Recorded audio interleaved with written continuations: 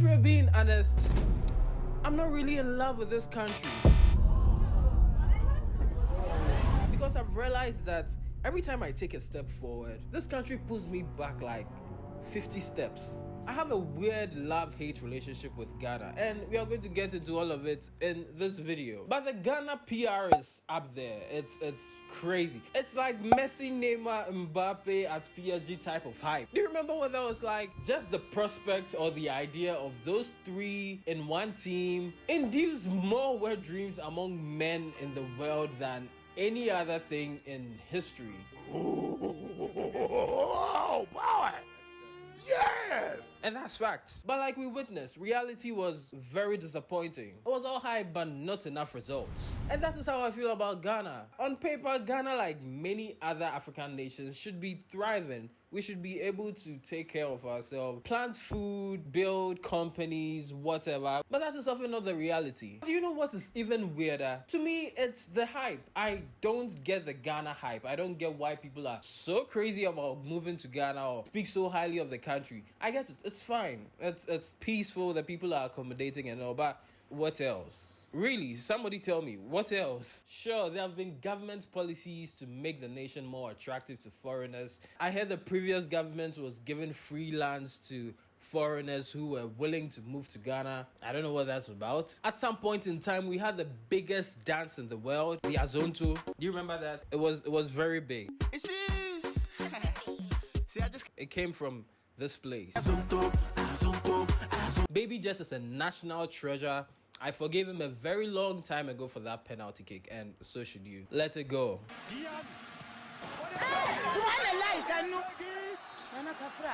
He should be celebrated more. That Black Stars team was insane. I haven't felt any passion or love for Ghanaian football since the Asamoah Agogo and those people. I don't care about Ghanaian football anymore. And I'm sure there are many other things I haven't thought of which have positively contributed to the great PR Ghana has around the world. The diasporans love the country. Nigerians fast and pray to live in Ghana. I don't know what those people see about Ghana, but Nigerians are Ghana's top glazers. They never pass up the opportunity to glaze this godforsaken country. It's always like, Ghana get 247 electricity. Even if they take the light, it will come back in an hour. Hey, for where?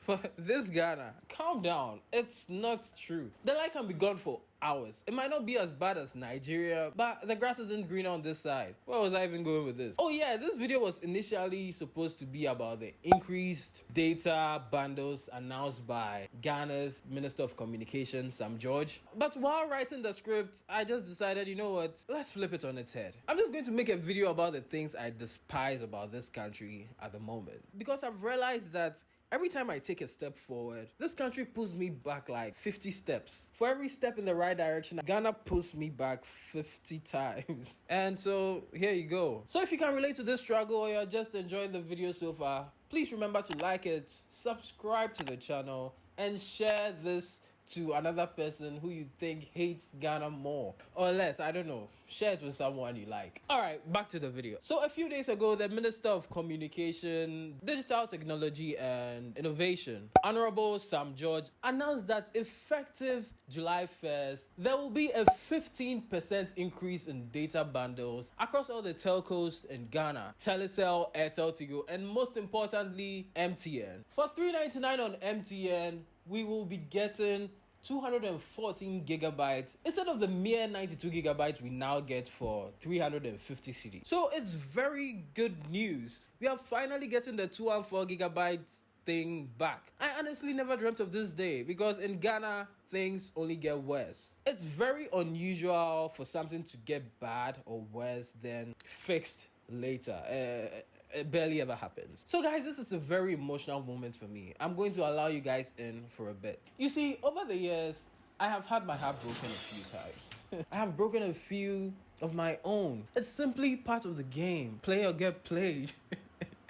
But there was no feeling worse.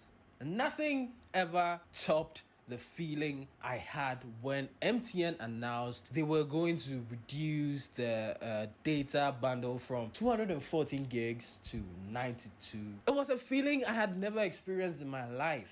a very cold breeze blew through my body and I had goosebumps. It was wild. And that was back in 2024. We were initially paying $399 for 214 gigs, and these people decided, you know what, MTN has too much power, MTN is too big, they are creating a monopoly on the market. So from 214, they should take it down to I think 190 gigabytes and then move this straight from 190 to 92. They removed almost 100. What did we do? Who did we wrong? Who? Tell me who. Actually, please tell me who. That was like a 57% drop. Why? Look, it was one of the only times that phrase Chale Afo left Ghana. It was one of the only times that phrase actually hit me hard. It hit me like a truck. I remember I was laying on my bed and thinking of ways to leave this country because I don't have a car. So if they raise the prices of fuel, it won't really touch me. I know it will affect food prices, it will affect commercial transportation and all the other things. I know that. But I'm broke. You're broke! You're fucking poor! So I don't really have to worry about that. But when you start talking about data... When you start talking about data, you're coming for me. It's as if the people in power decided, so we've increased the prices of fuel and Francis doesn't really seem to care. We've imposed taxes on betting. Francis is now a gambler. It doesn't seem we can get this guy. Oh, what does he love to do? Making videos on the internet, watching videos on the internet. And that was their come on it. Let us make this man suffer. And they succeeded. They did. The failing economy didn't do it. Not even the fact that the pigs I rear are spending all my money. When I say I'm broke, you guys don't understand it, but it's serious. These animals are eating. They don't rest. All they do is eat. And by the way, if you're interested in pigs for eating or for keeping as pets, I'm your guy. Text me, DM me, write it in the comments if you want some pigs, and I'll be sure to sell to you. There's no promo code. Everybody is getting it at full price. Full price. If you want promo, you better bring like 50 subscribers. 50 subscribers for 10% off. That's my that's my offer. If you can bring 50 subscribers, you get 10% off. Or else you pay full price. We as a society, especially in Ghana, have normalized mediocrity. This is something everybody has been saying. I'm not the first person to have this take. Not just in governance, but in sports, entertainment, religion, and even lifestyle. Everything is mid and we're fine with it. We don't care. It's just the status quo. We are all just doing the bare minimum and that's fine. Kwame Nkrumah maybe one in the way that thing aches me, you have no idea. Kwame Nkrumah came to do some, but he didn't do everything. Is that supposed to be encouraging? The reason why that pisses me off is it kind of downgrades everything the man did. What do you mean Kwame Nkrumah be? The things that that man did, and not just him, the things those group of people, him, the Big Six, and everybody who helped Ghana gain independence.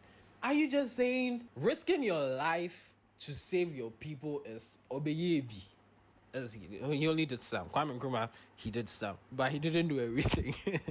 What have you done? You shouldn't even say that thing. That it's beyond any of us.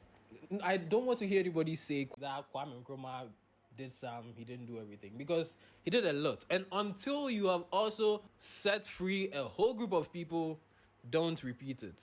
Yeah, let's move on. So it got me thinking, has it always been that way? Have we always accepted mediocrity? Or was there a time where the utmost level of excellence was expected from every Ghanaian? I'll say what I think about that later in the video, but let me know what you think in the comments below. Please be sure to leave your thoughts. I would really want to know what you think about this, because we currently have some people in government doing their jobs and people are calling for the Nobel Peace Prize to be given to them.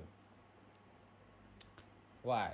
I actually haven't seen anybody call for the Nobel Peace Prize to be given to some judge, but it sounded funny in the script, so I added it. So while I'm asking you people to chill with the glazing, I also need to mention that this government they have been working. I don't know what fire has been blown under them, but these people are working very, very hard. They are really speed running through their manifestos and doing a lot.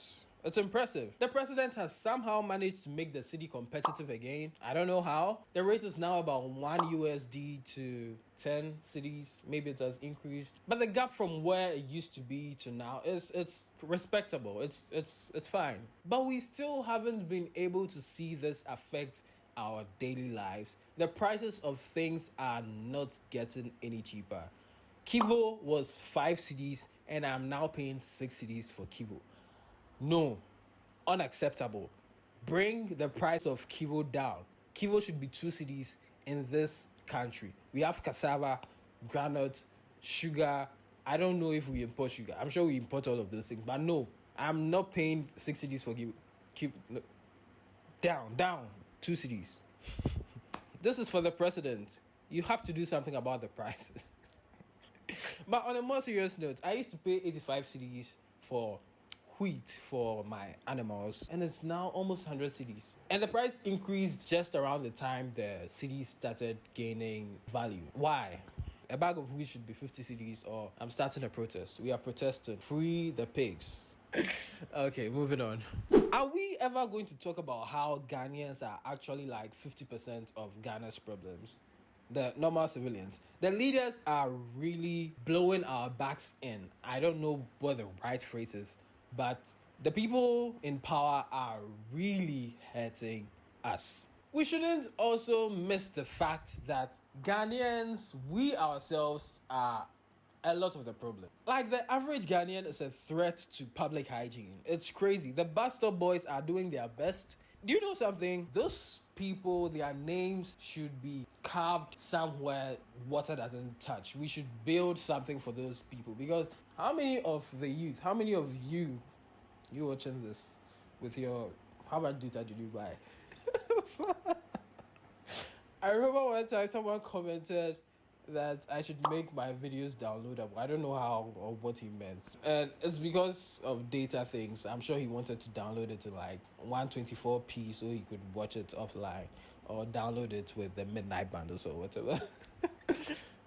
Yeah. So how many of you with your bundles are going to stop watching videos and decide, you know what? Let's start fixing the country ourselves. Don't lie. God hates liars. Don't lie, you won't do it. Those people should be celebrated more. While we're on this topic of hygiene and keeping our environments clean, a few weeks ago I heard the mayor of Accra or something was clearing the traders who sell on the streets, the hawkers, and that is an objectively good thing. It's great. We shouldn't allow people to do whatever they want, especially in public settings. And when these people were removed, the place looked nice. It was presentable. It was a step in the right direction. But guess what happened only a few weeks later? They are back. One step forward, 50 steps backwards. Everybody, or most of them, have gone back to sell at that place. And there are a lot of reasons. You can find whatever reason you want to find. You can say whatever. It doesn't make what you're doing the right thing to do. What am I even saying anymore? Next topic. Yeah, so let me address the question I posed to you earlier. Has there been a time where excellence was expected from the average Ghanaian? And I feel a yes. And I may not be able to elaborate and explain this as much as I would like, but I feel the early 2000s, from 2000 to 2005, or let's just take 2000 to 2010. That period was grand. That was the birth of a lot of the stars we have today. The Jackie Appiahs, the John Dumelos, the Sarkodie, Stone Boys, a lot of Ghana's best shows, the Mentor, Ghana's Most Beautiful, a lot of the things that are seared into every Ghanaian youth's mind comes from that period. People were trying. To me, I feel that was the tippy top of Ghanaian showbiz. Everybody who is anybody now, everybody who has a name currently in show business came from that era. There are a few new acts who are really doing well, but a lot of our legends, a lot of the people who we love and consider as excellent came from that time period. I may be wrong, but that's what I think. If you have a thought, leave it in the comments. My camera died, so I guess I have to record on this now. So what I was saying is, I think during the 2000 to 2010, that was when a lot of Ghanaians really held a belief that they could be more, that they could be excellent, and so a lot of people actually logged in and made legends of themselves. I may be wrong. I don't know. I would really like to know your thoughts in the comments. So that brings me to the end of the video. If you enjoyed, please remember to like the video and subscribe to the channel. I don't know why you haven't done that yet. We are almost at 800. We need 2 more people, so yeah. Also remember to share the video with someone. If you have access to the president, send it to him because I need him to reduce the prices of kibo and the wheat. Kibo should be 2 cedis, which should be 50 cedis. Alright, thank you. Bye bye.